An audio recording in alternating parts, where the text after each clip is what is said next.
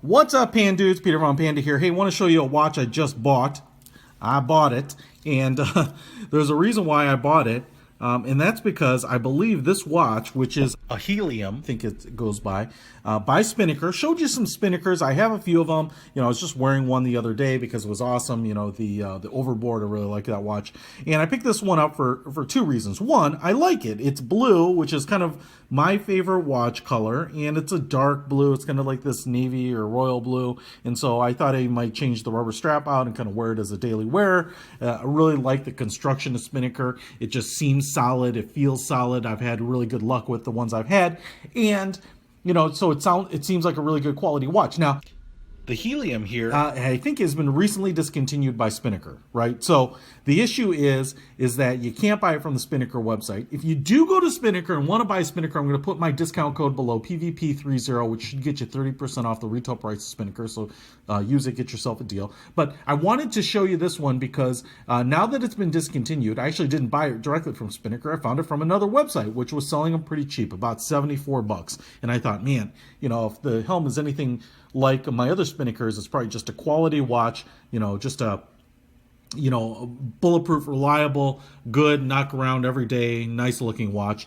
And I can't go wrong at that price point. So thought I'd pick it up, and this is my first look at it. And I'll tell you what, you know, I'll be honest, it's meets my expectations. I mean, it's pretty much just like every other Spinnaker I've seen and felt so far. It's nice. It has the same screw down back. And in fact, this one maybe had been sitting in inventory for a while because the battery was dead, so I actually replaced the battery. It just screws out. You need one of the tools to kind of get into these cutouts right here and unscrew it and then put a new battery in. All stainless steel, Japanese movement. It's a Japanese quartz movement. The movement is actually pretty small, and the battery is actually pretty small. This is an SP-5005, and not only is it a 5005, but they come in different color combos, and this is the SP-5005-03, and so it's the blue. They also had, I think, yellow and silver and black, and so you can kind of probably find one in your liking.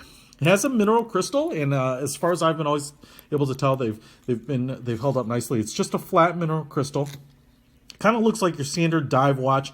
I don't know what kind of bezel this is, but it looks like kind of like a ceramic bezel, and it has a nice little shine on it, as you can see, in this really beautiful metallic blue, really dark navy blue, and then, you know, silver markers on it with the 15 and 30 and 45 minute marks. You have a luminous pip here on the bezel itself at the noon, and you have these first 15 minutes marked off because it does kind of have aspirations of being a dive watch. Now, it's 300 meter water resistance, which is pretty amazing, and it does have a unidirectional bezel here. As you can see, I can't rotate it back, and it clicks quite distinctly. And so you could use it as a dive watch with that second hand. Now, the hands probably don't lend themselves to really great diving capability, but there is a pip on the second hand, so you can see that. But you're going to line this up with, say, your minute hand. You know, if I were to put this at 15 minutes to the minute hand, and or put the pip, which is going to help your OCD for those of you that are, because since the minute hand is right at noon anyway, we're just going to kind of line it right back up there with noon. And as time marks off and gets to 15 minutes, you know you need to come back up for air. But so you have these really big sword style hands there, and it looks like we've got a nice lume on those as well. So, you know, it should work as a dive watch. Now, I'm assuming we have lume on all these other pips. Look at the pips at the 2, 3, 4, 5 positions, you know, and then all the flat markers at the kind of the east, west, and south points. The Spinnaker logo up here at the top. You've got kind of this multi-leveled, you know, it's kind of got this trough inner ring, chapter ring right there. I'm just kind of scratching up, smearing the dial there with, you know, the minute numbers. And so you have a little bit of kind of like high, low, high, but it's all just one pressed dial face, but in beautiful blue and silver hands, which also match this brushed silver frame around the date window at the 3 o'clock position. And it looks like you kind of have half a pip lume right there as well, and Spinnaker on silver. So it's just a really nice classic looking watch. The other thing that I will say that it gives it diver cred, looks like I've got a little scratch there, which is just kind of the nature of buying kind of late inventory, is a Helium escape valve. And this one's a little different because a lot of them are just kind of a little valve kind of into the case, and this is like a full-on screw-out thing, knurled.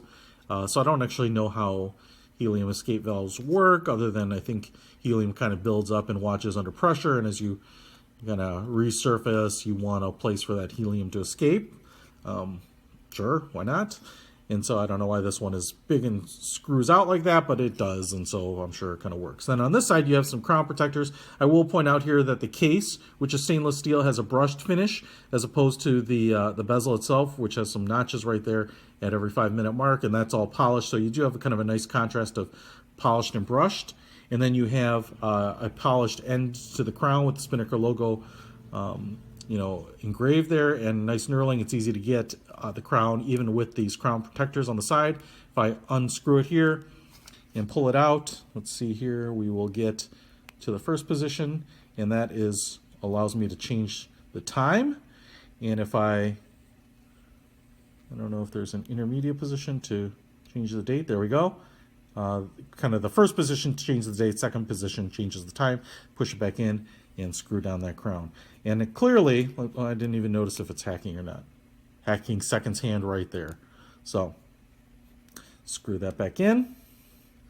So pretty nice. 46 millimeters. This is a pretty large watch. I'm just going to throw it on here so you can get a sense for how big it is. But not colossal, huge, and offensive. You know, it's actually really just my size, and for $75, man, a nice solid watch, and I think it would look great. And in fact, what I'm going to do on this one is replace it with a leather strap instead of the blue strap, and just kind of make it look a little more formal, and kind of more formal for everyday wear, and be able to wear at the office and work, because I think it has nice shine, and in fact, it looks a lot like your traditional diver's watches, whether it be Seiko or Rolex or Oris or any of those. It just has that kind of style, and obviously you don't have to worry about banging it around a lot. And unlike my Faro Distinct single hands, it's really easy to tell the time. Really big hands. Obviously, you can see here we have molded rubber straps. They're very soft, very pliable, not hard plastic like a lot.